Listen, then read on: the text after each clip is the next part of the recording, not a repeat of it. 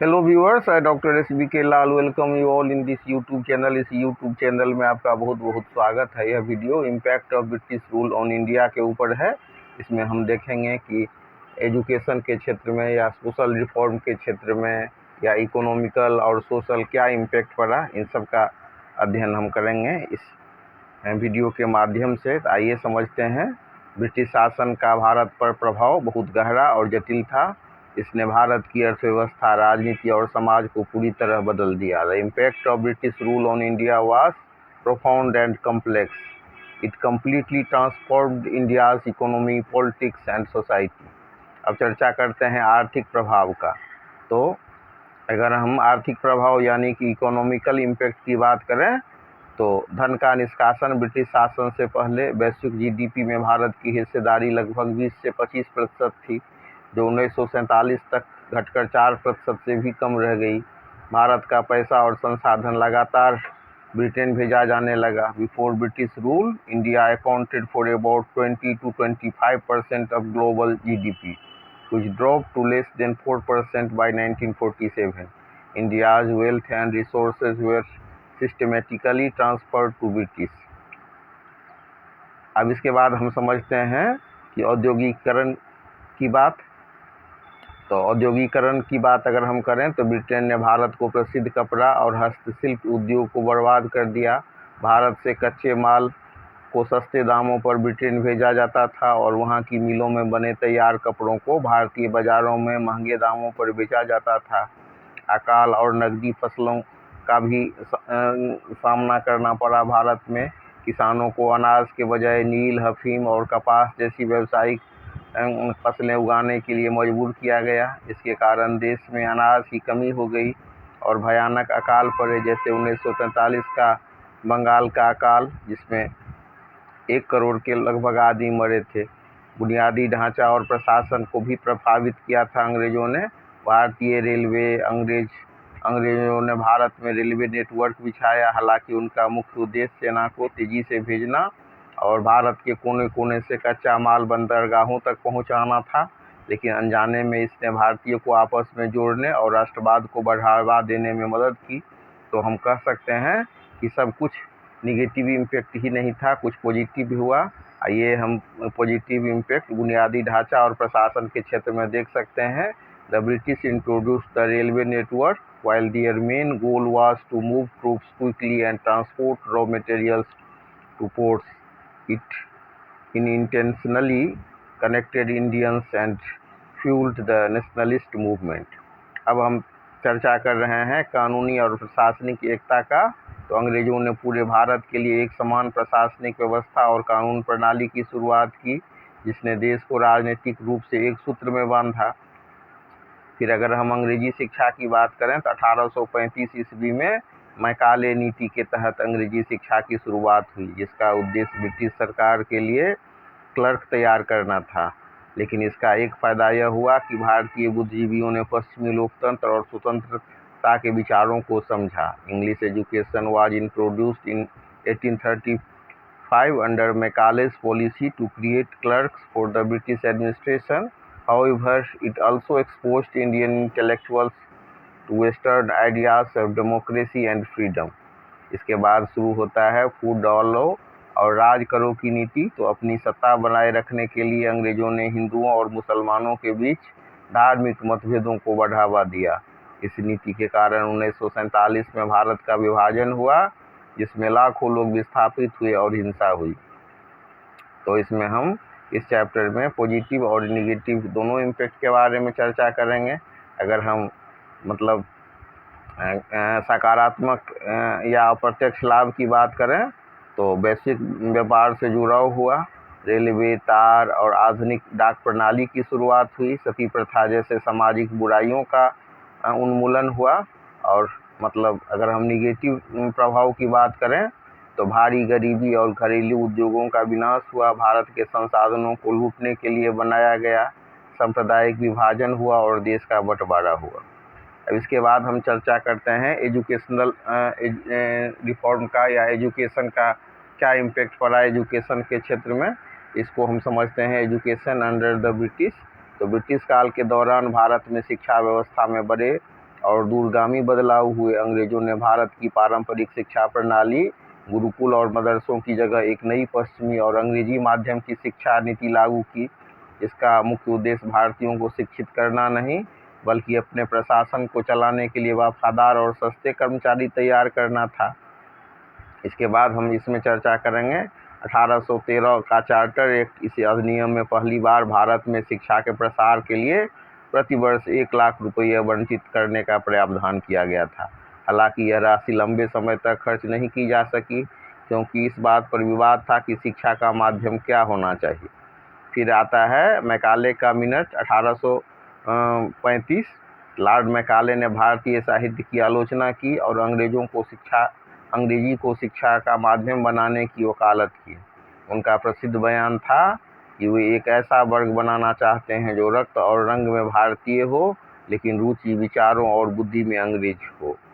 इस अधोमुखी निस्पंदन का सिद्धांत कहा गया, जिसके तहत केवल उच्च वर्ग को शिक्षित किया जाना था ताकि शिक्षा छनकर आम जनता तक पहुंचे।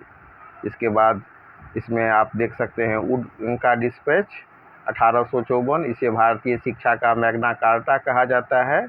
इसने प्राथमिक स्तर पर मातृभाषा और उच्च शिक्षा के लिए अंग्रेजी की सिफारिश की। इसके तहत 1857 में कलकत्ता, बम्बई और मद्रास में विश्वविद्यालयों की स्थापना हुई।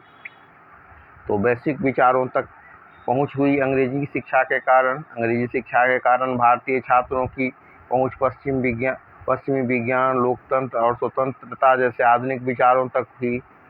राष्ट्रवाद का उदय हुआ। राजा राम मोहन राय, स्वामी विवेकानंद और महात्मा गांधी जैसे नेताओं ने इसी शिक्षा का उपयोग करके अंग्रेजों की नीतियों की कमियों को उजागर किया और देश को एकजुट किया। और अगर हम नकारात्मक प्रभाव की बात करें, इसमें पारंपरिक शिक्षा का विनाश हो गया। अंग्रेजों ने स्थानीय पाठशालाओं और गुरुकुलों को मिलने वाली वित्तीय सहायता बंद कर दी, जिससे धीरे धीरे वे बंद हो गए। फिल्ट्रेशन थ्योरी की बात करें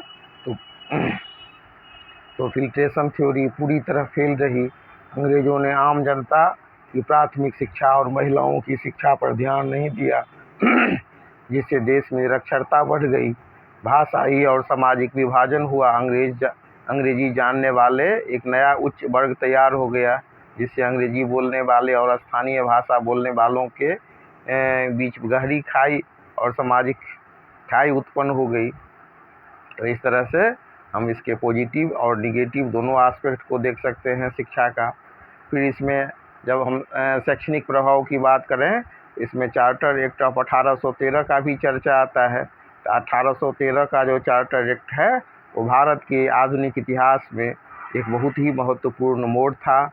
ब्रिटिश संसद द्वारा पारित इस कानून में न केवल ब्रिटिश इंडिया कंपनी के व्यापारिक एकाधिकार को खत्म किया गया, बल्कि भारत में ब्रिटिश शिक्षा और धार्मिक नीतियों की नींव रखी गई। इस कानून के तहत ईस्ट इंडिया कंपनी के भारत के साथ व्यापार करने के एकाधिकार को समाप्त कर दिया गया और ब्रिटेन के सभी व्यापारियों के लिए भारतीय बाजार खोल दिए गए। हालांकि कंपनी को 2 चीज़ों में एकाधिकार बनाए रखने की अनुमति दी गई थी। एक था चाय का व्यापार और दूसरा चीन के साथ व्यापार। इस एक्ट में पहली बार भारतीय नागरिकों को की शिक्षा और साहित्य के लिए पुनरुद्धार के लिए प्रतिवर्ष 1 लाख रुपये आवंटित करने का प्रावधान किया गया। यह भारत में राज्य द्वारा शिक्षा के वित्त पोषण की पहली आधिकारिक शुरुआत थी। फिर ईसाई मिशनरियों को जो अनुमति मिली, उससे भी शिक्षा पर प्रभाव पड़ा। इस एक्ट के द्वारा ईसाई मिशनरियों को भारत आने, बसने और अपने धर्म का प्रचार प्रसार करने की आधिकारिक अनुमति मिल गई। इसके साथ ही भारत में ब्रिटिश नागरिकों के लिए एक बिशप की नियुक्ति भी की गई। इस अधिनियम ने स्पष्ट रूप से घोषणा की कि भारत में ईस्ट इंडिया कंपनी के क्षेत्रों पर ब्रिटिश क्राउन की संप्रभुता सर्वोपरि है। अगर हम इस एक्ट का प्रभाव का अगर आर्थिक विश्लेषण करें तो हम देख सकते हैं कि मुक्त व्यापार की अनुमति मिलने से ब्रिटेन के बने सामानों की भारत में बाढ़ आ गई। इसने भारत के पारंपरिक कुटीर और हस्तशिल्प उद्योगों को भारी नुकसान पहुंचाया और भारत सिर्फ कच्चे माल का निर्यातक भर रह गया। शिक्षा पर विवाद की बात करें तो शिक्षा के लिए 1 लाख रुपये मंजूर किए गए थे, लेकिन यह पैसा कई सालों तक खर्च नहीं हो सका। इसका कारण यह था कि ब्रिटिश अधिकारियों के बीच प्राच्यविद जो भारतीय भाषाओं में शिक्षा देना चाहते थे और आंग्लविद जो अंग्रेजी माध्यम से पश्चिमी शिक्षा देना चाहते थे के बीच गहरा विवाद छिड़ गया। यह विवाद अंततः 1835 में मैकाले के मिनट से सुलझा। तो इस तरह से शिक्षा पर विवाद में ओरिएंटलिस्ट और एंजेलिसिस्ट दोनों के बीच में विवाद हुआ। एंजेलिसिस्ट का अर्थ होता है आंग्लविद और ओरिएंटलिस्ट का अर्थ होता है प्राच्यविद। इन दोनों के बीच विवाद हो गया। एक चाहते थे कि मातृभाषा में शिक्षा हो और दूसरा अंग्रेजी में। अब इसके बाद हम सामाजिक और धार्मिक प्रभाव की बात करें तो ईसाई मिशनरियों के आगमन से भारत में पश्चिमी शिक्षा और अस्पतालों की शुरुआत तो हुई, लेकिन बड़े पैमाने पर धर्म परिवर्तन के प्रयासों ने भारतीयों के मन में अपनी संस्कृति और धर्म को लेकर सुरक्षा की भावना पैदा कर दी, जिससे 1857 के विद्रोह की वैचारिक पृष्ठभूमि भी तैयार हुई। इस तरह से हम देख सकते हैं कि 1813 के चार्टर एक्ट ने शिक्षा के लिए हर साल 1 लाख रुपया देने का वादा किया, लेकिन विवाद के कारण ये पैसा ही खर्च नहीं हो सका था। अब हम चर्चा कर रहे हैं कि विवाद का समाधान मैकाले मिनट 1835 के तहत हुआ। 20 साल तक ये विवाद चलता रहा। अंतिम 1835 में governor general Lord William Bentinck के कानूनी सलाहकार लॉर्ड मैकाले ने इस विवाद को हमेशा के लिए ख़त्म कर दिया। भारतीय साहित्य का अपमान किया गया, अंग्रेजी की जीत हुई। और इसके बाद हम चर्चा करेंगे कि मतलब और दूसरे एस्पेक्ट में, जैसे आधुनिक और वैज्ञानिक विचारों का प्रसार हुआ, तर्कसंगत सोच विकसित हुई, वैश्विक दर्शन को समझने में मदद मिली। भारतीयों ने जॉन लॉक, रूसो और थॉमस पेन जैसे महान पश्चिमी विचारकों को पढ़ा। इससे भारतीयों के मन में स्वतंत्रता, समानता और लोकतंत्र जैसे आधुनिक विचारों का, राजनीतिक विचारों का बीजारोपण हुआ।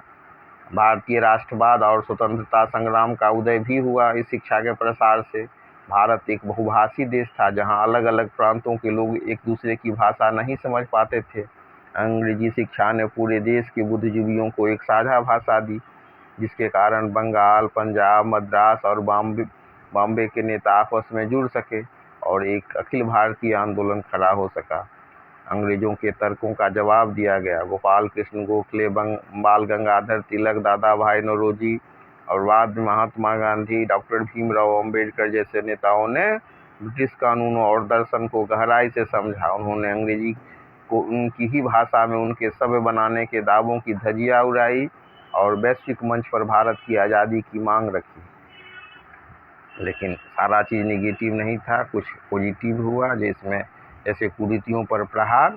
तो राजा राम मोहन राय, ईश्वर चंद्र विद्यासागर और ज्योतिराव फूले जैसे समाज सुधारकों ने अंग्रेजी शिक्षा का उपयोग करके भारतीय समाज की कमियों को समझा। उन्होंने सती प्रथा, बाल विवाह और जातिगत भेदभाव के खिलाफ आवाज़ उठाई और महिलाओं की शिक्षा और विधवा पुनर्विवाह का समर्थन किया। 1854 के वुड डिस्पैच के बाद 1857 में कलकत्ता, बॉम्बे और मद्रास में देश के पहले आधुनिक विश्वविद्यालयों की स्थापना हुई। इसके बाद इंजीनियरिंग और मेडिकल कॉलेज की नींव पड़ी, जिसने भारत को तकनीकी और प्रशासनिक रूप से मजबूत बनाया। अब इसके बाद हम देख सकते हैं कि ब्रिटिश शिक्षा प्रणाली ने जहां एक और भारत को आधुनिक विचारों और संपर्क भाषा से जोड़ा, वहीं इसके नकारात्मक और विनाशकारी प्रभाव भी बेहद गहरे थे। इस व्यवस्था को इस तरह तैयार किया गया था कि वह भारतीयों को मानसिक रूप से गुलाम बना सके और अपनी संस्कृति से दूर कर सके। पारंपरिक शिक्षा नष्ट हो गई, सामूहिक निरक्षरता बढ़ी, प्राथमिक शिक्षा की उपेक्षा की गई, बजट की कमी थी, सांस्कृतिक अलगाववाद उत्पन्न किया गया, हीन भावना घर कर गया भारतीयों में। तो ये सब इसका निगेटिव इम्पैक्ट था। फिर भाषाई और सामाजिक विभाजन भी बढ़ा। इस तरह से हम देख सकते हैं कि मिला जुला इम्पैक्ट पड़ा। और आपको वीडियो कैसा लगा कमेंट सेक्शन में लिखें, और किस विषय पर आपको वीडियो की आवश्यकता है तो उसको भी लिखें, ताकि हम आपको ये उपलब्ध करा सकें। तो सोशल इम्पैक्ट, इकोनॉमिकल